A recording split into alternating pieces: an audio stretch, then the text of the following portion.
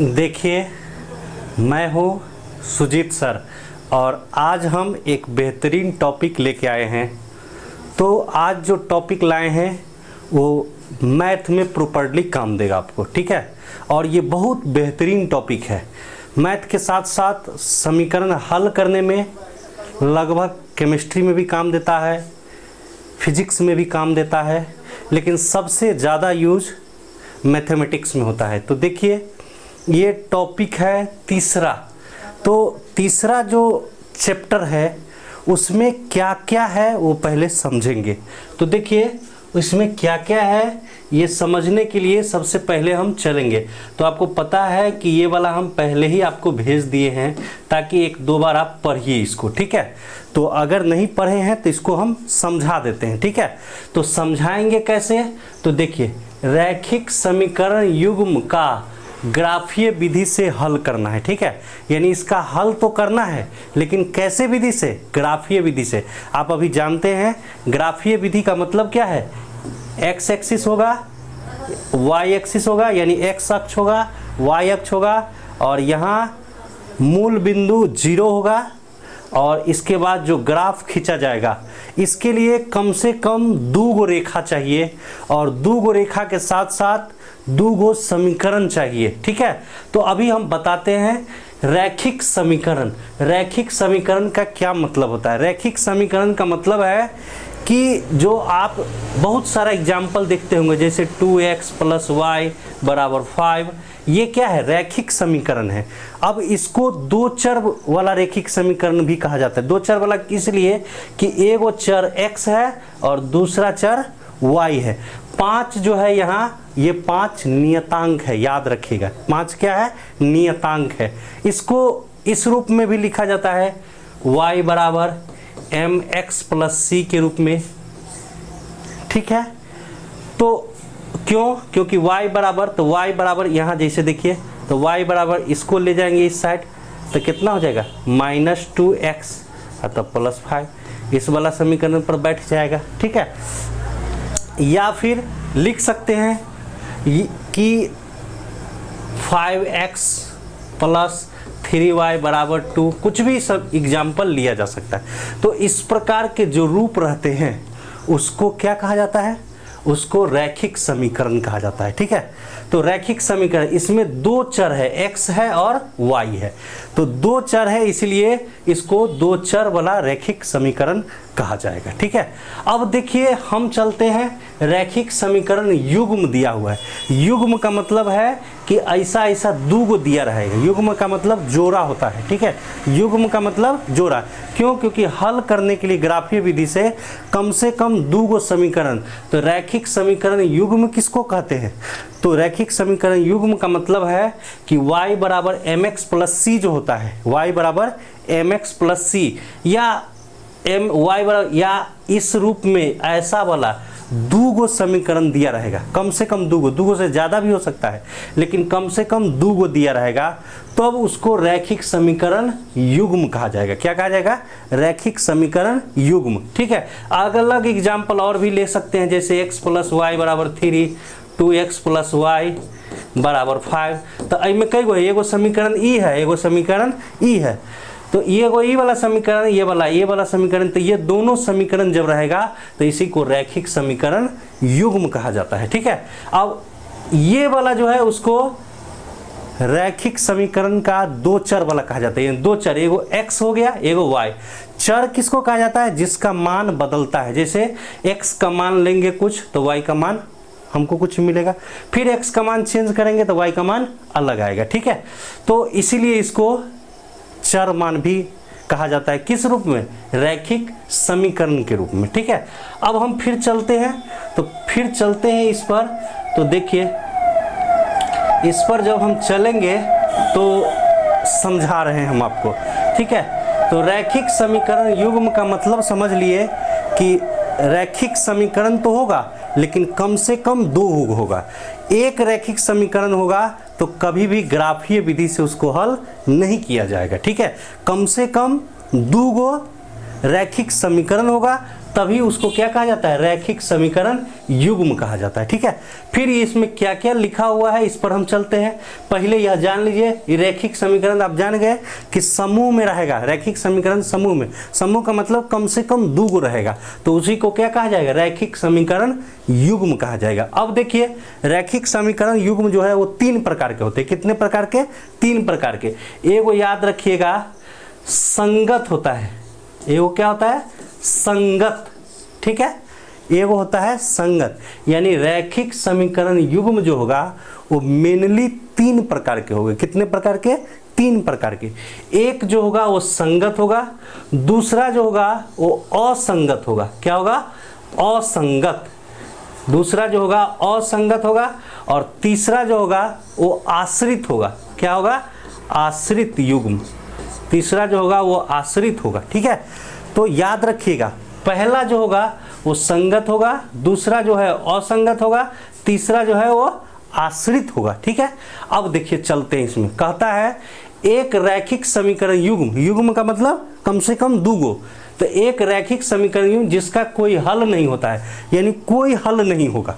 ठीक है, कोई हल नहीं होगा, कोई हल नहीं होता है, रैखिक समीकरण का असंगत युग्म कहा जाता है। यानी कहा जाता है कि जब कोई भी हल नहीं होगा, यानी 2 गो समीकरण दिया हुआ है और उसका हल होगा ही नहीं, कोई भी हल नहीं होगा, तो उसको क्या कहा जाएगा, ई वाला असंगत कहा जाता है। अभी 3 गो है, तो जब याद रखिएगा, जब 2 गो समीकरण दिया गया है और दोनों समीकरण का कोई हल नहीं होगा, तो उसको क्या कहा जाएगा, असंगत कहा जाएगा। उसको क्या कहा जाएगा, असंगत युग्म कहा जाएगा। अगला चलते हैं, एक रैखिक समीकरण युग्म जिसका हल होता है रैखिक समीकरण का संगत युग्म, यानी इसका उल्टा, अगर 2 गो रैखिक समीकरण दिया हुआ है और उसका हल होगा तो उसको क्या कहा जाएगा, संगत युग्म कहा जाता है। क्या कहा जाता है, संगत युग्म कहा जाएगा। ठीक है, आगे देखिए, तुल्य रैखिक समीकरण के एक युग्म के अपरिमित रूप से अनेक हल। अनेक हल का मतलब है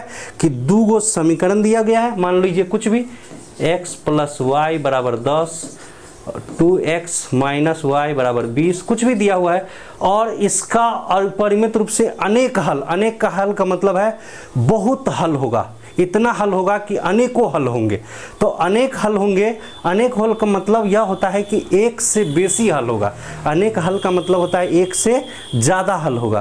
तो जब अनेक हल होगा, अपरिमित रूप से अनेक हल होगा, तो उसी वाला युग्म का, जो रैखिक समीकरण का युग्म होगा, उसको समीकरणों का आश्रित युग्म कहा जाता है। तो याद रखिएगा, 3 गो युग्म अभी पढ़ाए हैं रैखिक समीकरण युग्म का, एगो संगत, दूसरा असंगत और तीसरा आश्रित। ठीक है, तो आप जानते हैं, पहले इसी पर चलिए। असंगत किसको कहते हैं, तो असंगत का मतलब, असंगत का मतलब है कि जिसका कोई हल नहीं होगा, तो उसको असंगत कहा जाएगा।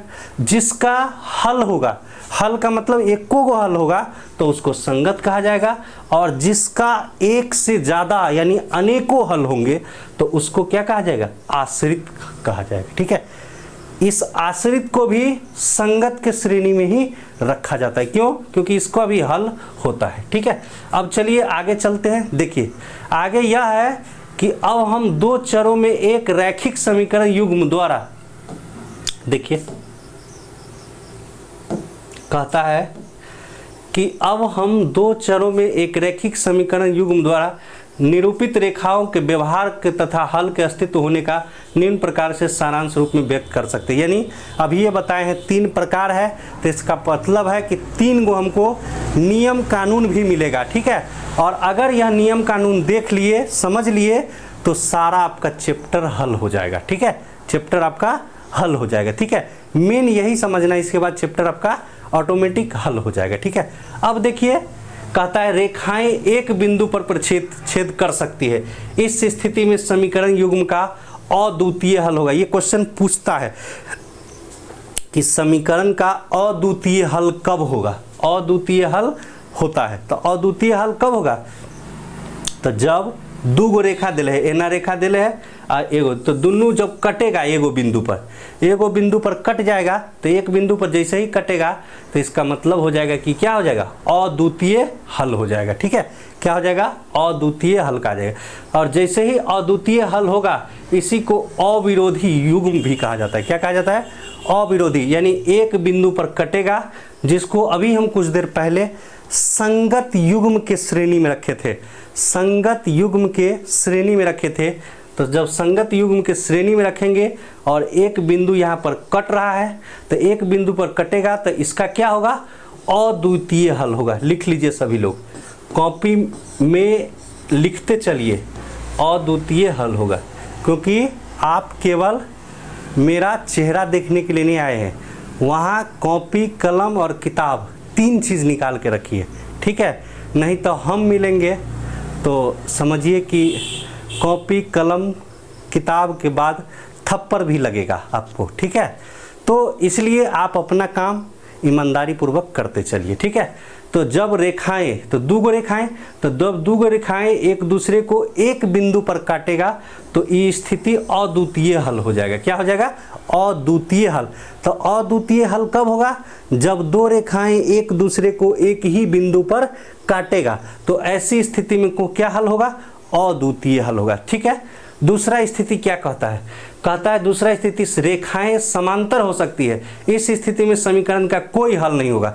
ई वाला में एगो हल होता था, अब समांतर, समांतर रेखा किसको कहते हैं, तो ये रेखा और ये रेखा एक दूसरे के समांतर रेखा, समांतर का मतलब ये दोनों कभी भी कटता नहीं है और दोनों के बीच दूरी हमेशा एक समान रहता है। तो दो रेखाएं ऐसा आएगा, इसका मतलब है कि आई वाला में जब समांतर आएगा तो हल नहीं होगा, हल नहीं होगा। ठीक है, ऐसे समीकरण का हल नहीं होगा। और जब हल नहीं होगा तो अभी हम कुछ देर पहले पढ़ाए हैं, जब हल नहीं होगा तो उसी को क्या कहा जाता है, असंगत युग्म। क्या कहा जाता है, असंगत युग्म कहा जाता है। ठीक है, जब हल नहीं होगा तो उसको असंगत युग्म कहा जाता है। अभी दूगो हम पढ़ा दिए, दूगो आपको समझा दिए। पहला अद्वितीय हल, जब दो रेखाएं एक दूसरे को एक ही बिंदु पर काटेगा तो उसको क्या कहा जाएगा, अद्वितीय हल कहा जाएगा। जब दो रेखाएं एक दूसरे के समांतर होगी यानी नहीं काटेगा तो इस स्थिति में हल होगा ही नहीं। पूछा जाता है हल कब नहीं होगा, तो जब दो रेखाएं एक दूसरे के क्या होगी, समांतर होगी। क्या होगी, समांतर होगी।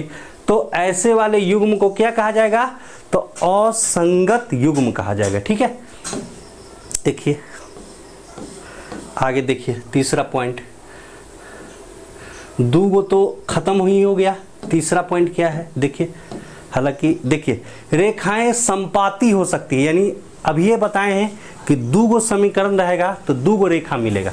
ठीक है, तो दूगो रेखाएं एक दूसरे के संपाती, यानी एक रेखा मिला है और दूसरा रेखा भी अही पर चलेगा, ठीक अही वाला रेखा पर चलेगा, तो इसको कहा जाता है संपाती। ठीक है, यदि एक रेखा दी हुई है और दूसरा रेखा भी इसी पर चलेगा, दूसरा भी इसी पर, तो इसी पर चलेगा तो अनेक बिंदु हो गया इस पर, तो जब अनेक बिंदु हो गया, अनेक जगह कट गया, इसका मतलब है कि अपरिमित रूप से अनेक हल होगा। ठीक है, यानी रेखाएं संपाती हो सकती है। इस स्थिति में समीकरण के अपरिमित रूप से अनेक हल होते हैं। यानी जब संपाती है, यानी ये रेखा है और इसी पर एक और रेखा जब जाएगी, दो रेखा है, तो ऐसे स्थिति को संपाती कहा जाता है। क्या कहा जाता है, संपाती। ठीक है, संपाती रेखा कहा जाता है। ठीक है, और जब संपाती रेखा होगा तो इसी को अनेक हल होंगे। जब संपाती होंगे तो अनेक हल, अनेक हल कैसे, अपरिमित रूप से, अपरिमित रूप से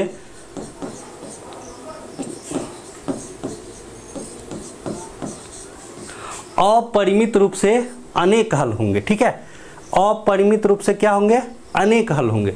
तो जब अपरिमित रूप से अनेक हल होंगे तो एक दूसरे के संपाती होंगे, और इसी वाला समीकरण युग्म को तीसरा जो बच गया था उसको क्या कहा जाता है, आश्रित युग्म कहा जाता है। आश्रित युग्म किसका, रैखिक समीकरण का, यानी रैखिक समीकरण का आश्रित युग्म कहा जाता है। तो अभी हम 3 गो पढ़ लिए हैं, कौन कौन सा, तो एक बार जब हल नहीं होगा, तो जब हल नहीं होगा तो एक दूसरे के समांतर होगा, जब हल होगा एक दूसरे को तो एक बिंदु पर काटेगा, और जब रेखाएं संपाती होगी एक दूसरे पर होगा तो इसका मतलब है अपरिमित रूप से अनेक हल होगा और आश्रित युग्म हो जाएगा। ठीक है, क्या हो जाएगा?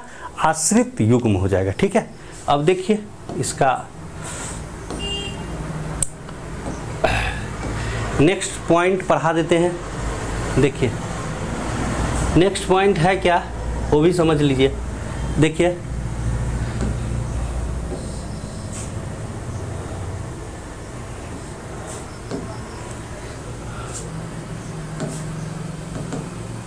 देखिए इसको समझ लीजिए। ठीक है,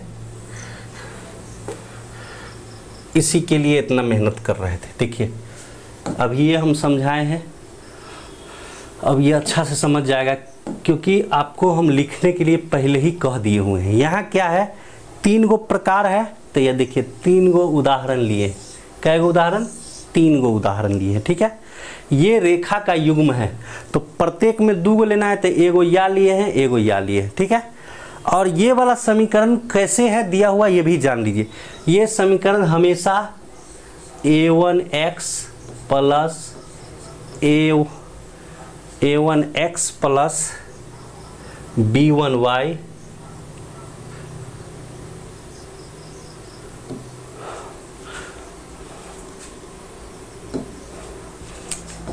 a1x plus b1y plus c1 बराबर 0 इस फॉर्म में दिया रहेगा। ठीक है, और दूसरा जो दिया रहेगा a2x plus b2y plus c2 बराबर 0, ये याद रखना है आपको। ठीक है, आप बनाते बनाते आपको याद हो जाएगा, लेकिन इसको ध्यान में रखना है। ठीक है, ध्यान में कैसे रखिएगा, a1x यानी x के बगल में जो गुना रहेगा उसको a1 कहेंगे। तो देखो x के बगल में क्या गुना है, 1 है। x दिया हुआ इसका मतलब 1 है, तो x कितना दिया हुआ है, 1, तो इसका मतलब है कि a1 बराबर कितना हो गया, 1 हो गया। b1y, ये देखिए y के बगल में कितना है, -2, इसका मतलब b1 बराबर कितना हो गया, -2। ठीक है, और c1 का मान दिया नहीं है इसमें, तो इसका मतलब है कि c1 का मान 0 हो जाएगा। ठीक है, नहीं दिया इसका मतलब 0। आई वाला में देखिए दिया हुआ है या, तो देखिए यहाँ a2x होता है, तो x के बगल में क्या है, 3 है, तो इसका मतलब है कि यहाँ a2 बराबर कितना है, 3 है। और b2y होता है, तो y के बगल में क्या है, 4 है, यानी b2 बराबर कितना, 4। और c2 बराबर कितना है, -20, तो c2 बराबर कितना, -20, याद रखिएगा। ठीक है, अब देखो फॉर्मूला कैसे कैसे बना हुआ है, इसमें आपको अभी ये बताए हैं, याद रखिएगा। फॉर्मूला आप पर चलते हैं। ठीक है, वो तो थ्योरी था, अब फॉर्मूला पर चलते हैं, इसी से सवाल बनेगा। ठीक है, अब देखिए कहता है केवल एक हल। ठीक है, एक हल, तो कुछ ही देर पहले कहे हैं कि एक हल होगा, तो इसका मतलब है कि वो वाला जो होगा वो अद्वितीय होगा। क्या होगा, अद्वितीय होगा। और अद्वितीय होगा तो अद्वितीय कब होगा, जब यह फॉर्मूला इस नियम का पालन करेगा। किस नियम का, ये फॉर्मूला याद रखिएगा हमेशा, a1 बट्टा a2 बराबर नहीं, बराबर नहीं, नहीं का मतलब नहीं, कटा हुआ है, बराबर नहीं होगा b1 बट्टा b2। तो इसमें देखते हैं है कि नहीं है। ठीक है, ये वाला याद रखिएगा।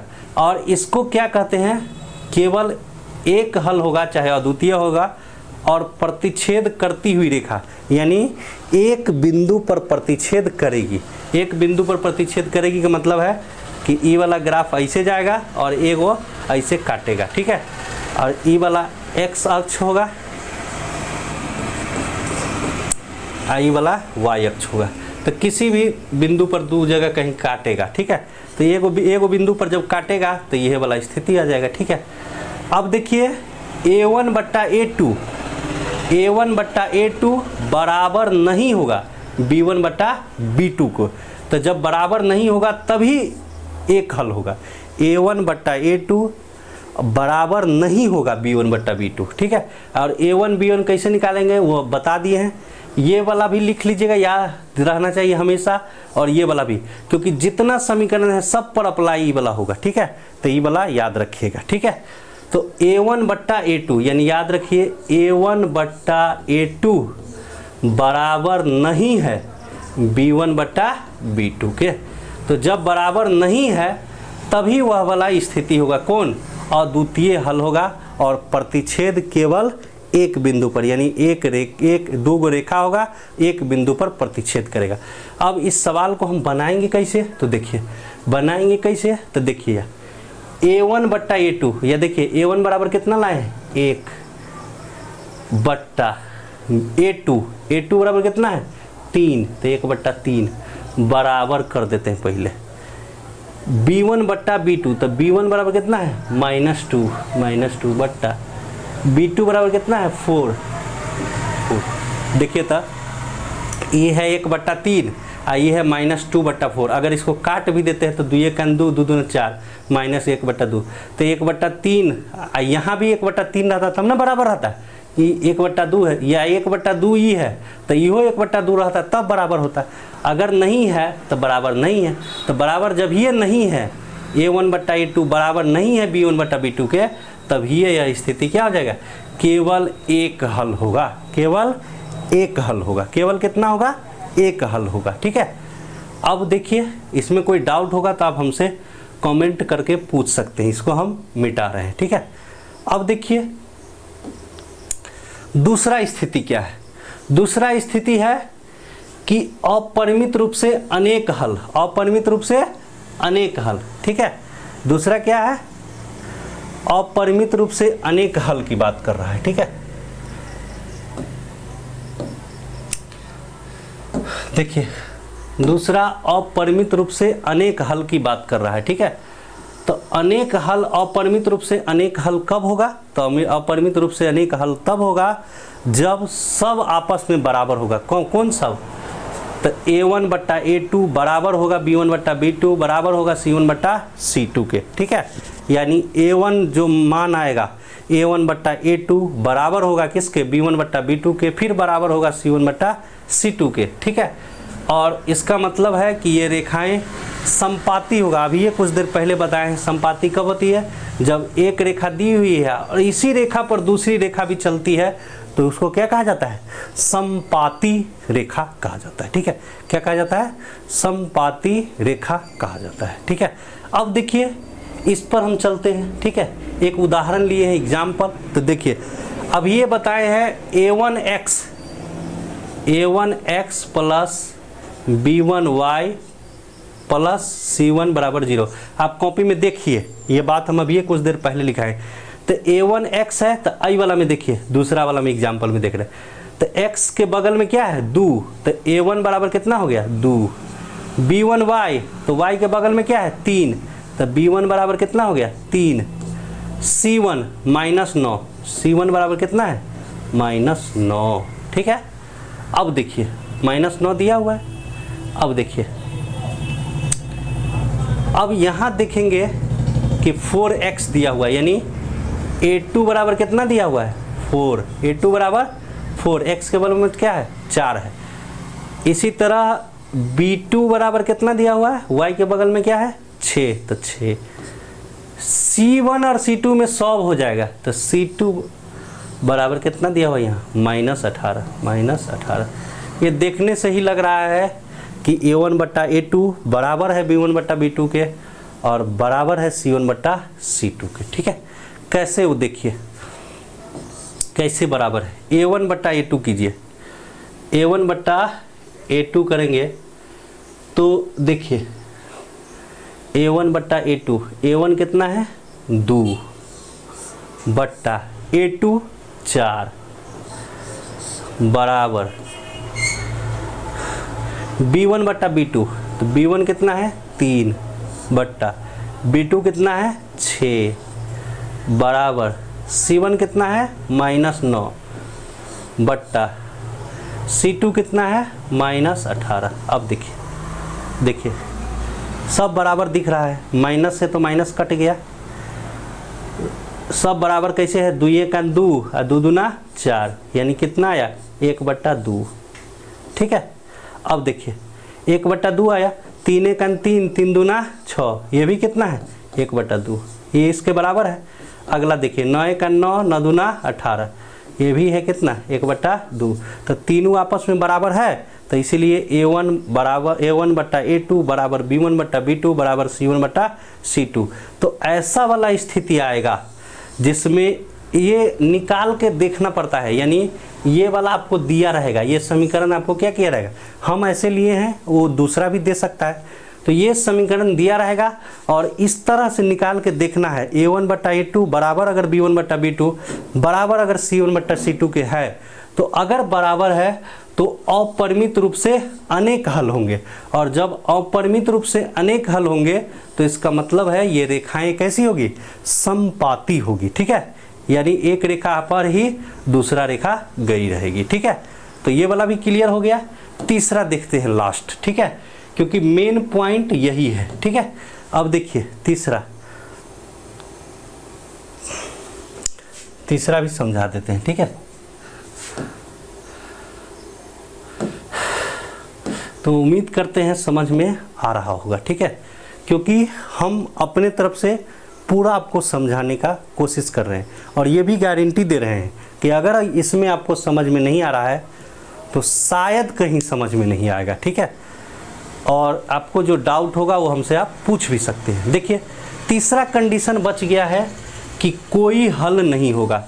तो कोई हल नहीं होगा तो इससे पहले ही हम बता चुके हैं, जब हल होगा ही नहीं इसका मतलब रेखाएं एक दूसरे के क्या होगी, समांतर होगी। एक रेखाएं एक दूसरे के समांतर होगी। तो रेखाएं एक दूसरे के समांतर कब होगी, तो उसका नियम है, ये फॉर्मूला यही है। तो फॉर्मूला क्या है, A1/A2 जो है बराबर होगा B1/B2 के। यहाँ वाला तो ठीक है, A1/A2 बराबर होगा B1/B2 के, और बराबर अगिल का जो है यानी आई दोनों के बराबर नहीं होगा C1/C2। तो C1/C2 अगर बराबर नहीं होगा किसके, A1/A2 और B1/B2 के अगर बराबर नहीं होगा, इसका मतलब है कि ये रेखाएं का कोई हल नहीं होगा। कोई हल जब नहीं होता है तो उसी को असंगत युग्म कहा जाता है। क्या कहा जाता है, पहले पढ़ा दिए हैं, उसी को असंगत युग्म कहा जाता है। ठीक है, अब देखिए एग्जाम्पल दिए हुए उस पर बनाते हैं, देखते हैं कैसे क्या है। ठीक है, जो एग्जाम्पल दिया हुआ है उस पर हम बनाते हैं। देखिए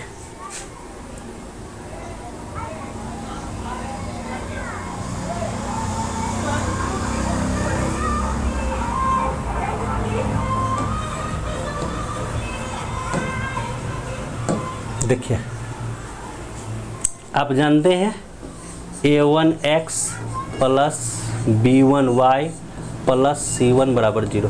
जितना बनाएंगे सब में इसका ज़रूरत होगा, याद रखिएगा। यहाँ जो A1 है x दिया है, इसका मतलब 1 होगा, तो A1 बराबर 1। अगर सीधा x दिया है, x दिया हो इसका मतलब इससे गुना में कितना है 1 है। सीधा y दिया हुआ इसका मतलब गुना में क्या है y 1 है।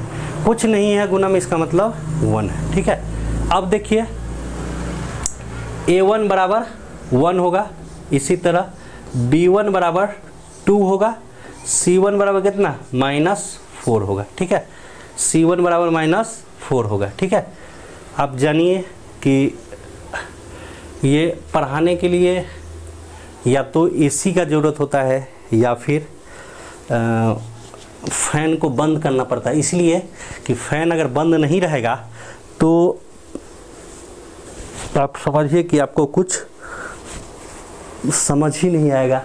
और दूसरा बात इसलिए नहीं समझ में आएगा क्योंकि आपको कुछ सुनाई ही नहीं देगा। ठीक है, आधा आवाज़ जो है वो फ़ैन के द्वारा ही इधर उधर डिस्ट्रीब्यूट कर दिया जाएगा। ठीक है, इसलिए इसको मजबूरी है कि हम गर्मी में पढ़ाना पड़ता है, क्योंकि पंखा चलाएंगे तो आपका आधा आवाज़ आपके कानों तक नहीं जा पाएगा। ठीक है, अब देखिए A1 बराबर 1 है, B1 बराबर 2 है, C1 बराबर -4 है। इसी तरह नीचे वाला समीकरण में देखिए A2 बराबर कितना है 2 है, B2 बराबर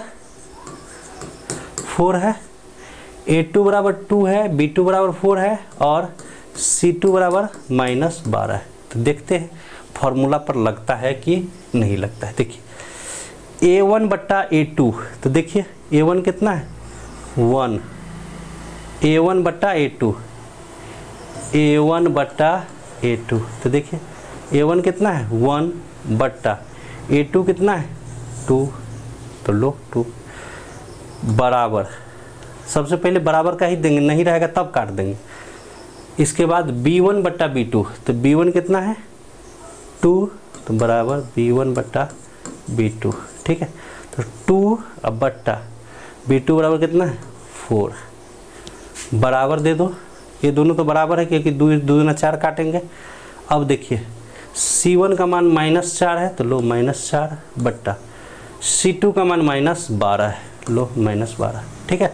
अब देखिए काटिए इसको, तो 2 का 2 दूना 4, ये 1 बट्टा 2 आ गया, ये भी 1 बट्टा 2 आ गया, लेकिन 4 एक 4, 4 तिया 12, ये 1 बट्टा 2 नहीं ना है, नहीं है।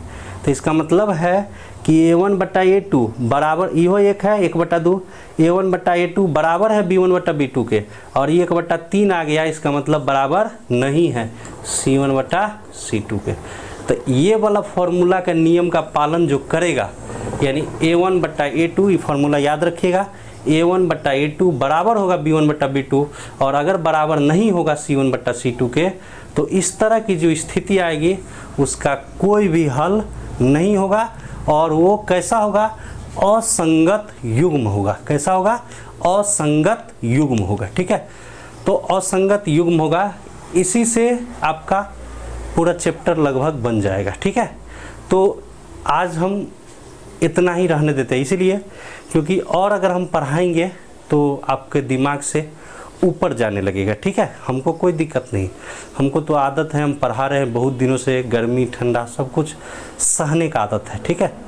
लेकिन तुम लोग का ध्यान रखते हुए क्लास को क्या करेंगे समाप्त करेंगे। वीडियो में फ़ायदा यह है कि आपको जहाँ डाउटफुल लगा आप हमसे भी पूछ सकते हैं, या फिर अगर नहीं पूछ पाते हैं तो आप वीडियो को पीछा घसका के भी क्या कर सकते हैं, उसको देख सकते हैं। और जब भी पढ़ने बैठिए तो एक कलम कॉपी और जो विषय पढ़ाई हो रहा है वो किताब लेकर बैठा कीजिए, ठीक है। ये आपके लिए ज़्यादा अच्छा होगा, ठीक है। नहीं तो आपके लिए भी मुश्किल हो सकता है, क्योंकि जब आप कॉपी किताब लेके नहीं बैठिएगा तो आपको समझ में परेशानी हो सकती है, ठीक है। तो ऐसा नहीं कि आप चाय का चुस्की भी लेते रहिए, मम्मी को बैठाए रहिए, हाँ हाँ ही भी करते रहिए, चाहे दोस्त को बैठाए रहिए, हाँ हाँ ही मज़ा भी लेते रहिए, क्लास भी होता रहेगा। तो इस तरह नहीं होता है, पढ़ाई में आपको सीरियसली रहना पड़ता है, ठीक है। थोड़ा सा मेहनत डेडिकेशन करना पड़ता है, क्योंकि कुछ दिन मेहनत कीजिएगा उसका परिणाम जीवन भर तक मिलता है इसमें, ठीक है। तो इतना में कोई दिक्कत नहीं है, याद रखिएगा 3 गो स्थिति होता है। 3 गो स्थिति में एगो स्थिति है कि वो केवल एक हल होगा जिसको एक ही बिंदु पर रेखा काटेगा, दूसरा होता है कि समांतर होगा तो कोई हल नहीं होगा, तीसरा होता है कि एक दूसरे पर संपाती होता है, तो ऐसे स्थिति में एक से ज़्यादा या अनेक हल होते हैं, ठीक है। और फॉर्मूला दिया है, क्या क्या फॉर्मूला दिया है, तो फॉर्मूला आपको पता है कि केवल एक हल के लिए A1 बट्टा A2 बराबर नहीं, ये काटा हुआ का मतलब नहीं है B1 बट्टा B2 का, ये फॉर्मूला याद रहना चाहिए। अपरिमित रूप से अनेक हल के लिए ये फॉर्मूला होता है A1 बट्टा A2 बराबर B1 बट्टा B2 बराबर C1 बट्टा, सबसे आसान यही है क्योंकि सब बराबर होता है किसमें, संपाती रेखा और अपरिमित रूप से अनेक हल के लिए। और जब समांतर होगा तो A1 बट्टा A2 बराबर होगा B1 बट्टा B2 के, लेकिन बराबर नहीं होगा C1 बट्टा C2 के, ठीक है। तो ये समीकरण हल होगा, ठीक है। याद रखिएगा 2 चर का मतलब ही है कि 2 गो, एगो x और एगो y होना चाहिए, बदलते रहना चाहिए, ठीक है। जैसे आज के युग में दोस्ती है, बदलते रहता है, एक हुआ दूसरा मिला, एक गया दूसरा आया, उसी तरह का ये रैखिक समीकरण युग के दो चर वाला समीकरण है। दो चर का मतलब होता है दो गो चर, एगो x होगा एगो y होगा, ठीक है। क्योंकि दोस्ती के लिए भी दो गो चाहिए, एगो दो गो लड़का चाहिए या एक लड़का या एक लड़की चाहिए, ठीक है, दोस्ती के लिए भी, ठीक है। तो आप याद रखिएगा। और ये तीन प्रकार के युग्म हैं, तो तीन प्रकार के युग्म को ध्यान रखिएगा और इसको आप क्लियर रूप से देख लीजिएगा, ठीक है। आज का क्लास यहीं समाप्त करते हैं, ठीक है।